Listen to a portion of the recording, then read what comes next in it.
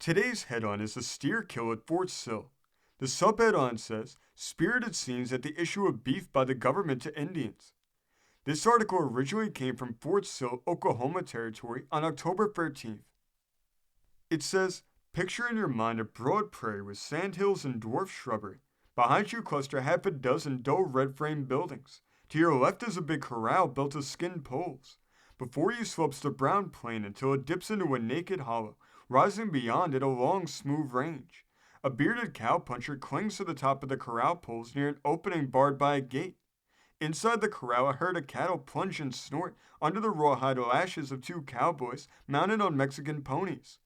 Outside the corral gate, on the left, range Kiowa, Comanche, and Apache Indians mounted on ponies, gorgeous in hunting trappings and festivity paint, stolid of countenance, clutching their rifles across their saddles. Opposite them, on the other side of the corral gate, are grouped other Indians, young braves and boys, also on ponies, watching their fathers across the gate path. Behind the corral are numberless wagons, quaint in their trappings, filled with squaws and children. The cowpuncher raises his hand. The corral gate opens. A steer dashes forth. The gate closes. The cowpuncher consults a slip of paper and yells, Otopa. A big chief rides forth from the Indians on the left. A group of young braves on the other side of the gate move forward. The steer stops suddenly and lowers his head, sniffing the ground. Otopa motions to one of his young braves, and an arrow darts deep into the steer's side. There's a snort, a bellow, a shrill squeal, and the steer darts madly beyond the line of Indians, plunging headlong down the slope toward the gully below. As he rushes on, Otopa throws off his gorgeous blanket and his gaudy trappings. His pony spurns the ground, bounding after the steer. In his wake press his young braves. They shout with delight.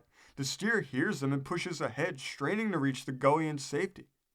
Suddenly, from the group of horsemen darts a young brave, mounted on a roan pony.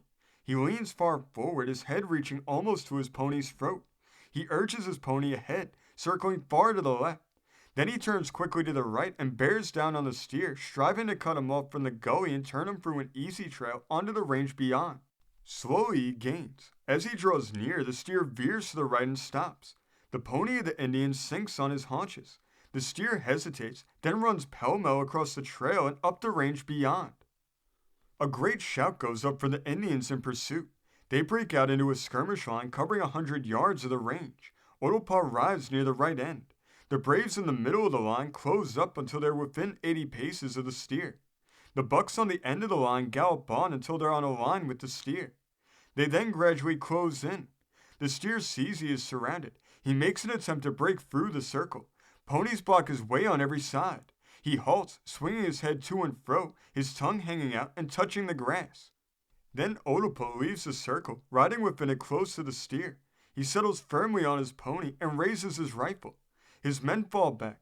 Otopa nods his head. Again an arrow pierces the steer. Again it bellows and starts for freedom.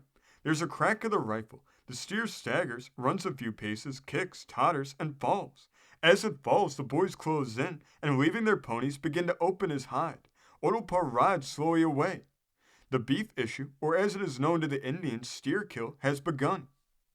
Comparatively few people, aside from soldiers or stray cowpunchers who have married Indian squaws, have seen a beef issue conducted in true Indian style. In the heart of the reservation set apart for the Kiowa, Comanche, and Apache Indians in the Oklahoma country, may be seen the largest beef issues now held in the country. 2 miles west of Fort Sill is a group of frame buildings known to the Indians as Red Store and to the soldiers as Cache Creek Agency.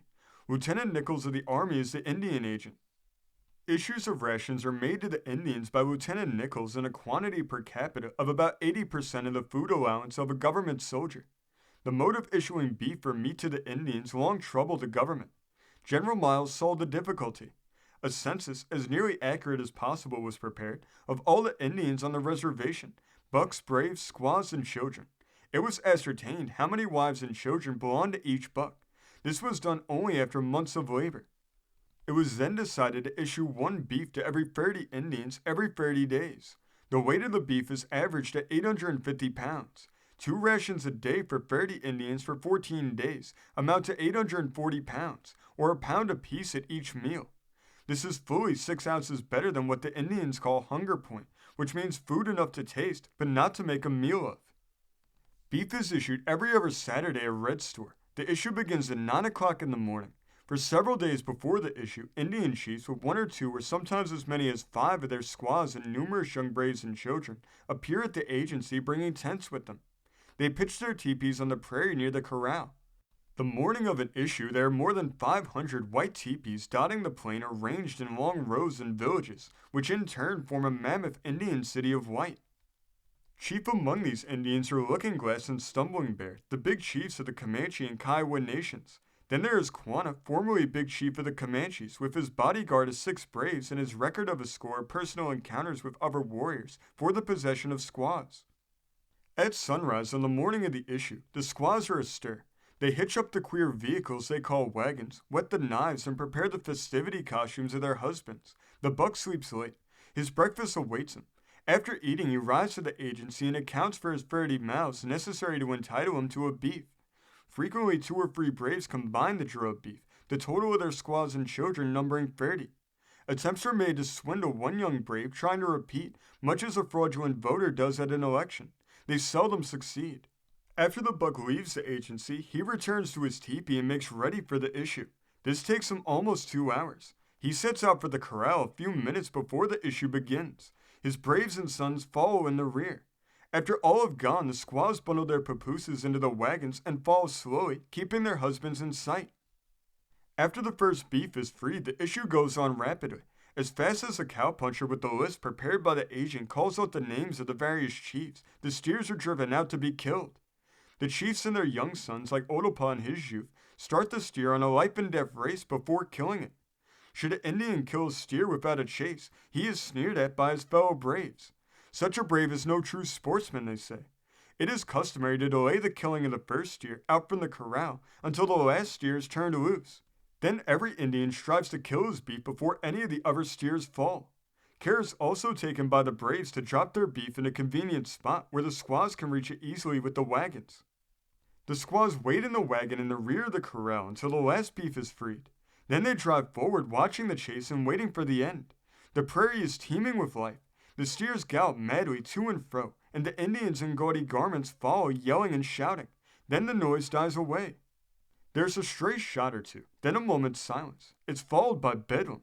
The squaws lean far out of the wagons, lashing the ponies into a gallop, and yell with their children like mad. Numberless dogs trail about the wagons, and they join in the noise, barking and howling. The squaws drive straight to the steers killed by their husbands. They leap from the wagons with their knives as they near the carcasses. On their knees, they work at the hide of the steer. The children and dogs lend their aid, the latter seizing the hide in their mouths, pulling and growling. In a twinkling, the hide is off. The braves stand idly by, watching the workers. Not a pound of the beef is thrown away. Even the entrails are packed into the wagons. The women and dogs pause at times in their work to lick their chops or eat a choice bit of raw meat, such as the liver. The butchering is done in a surprisingly short time, seldom lasting over 15 minutes. The bucks remount their ponies, the squaws climb into their wagons, and all start for the teepees. The hide trails on the ground behind the wagon, with the dogs snapping stealthily at it. Soon the prairie is deserted, save for a litter of heads mounted with broad horns over dull, glassy eyes.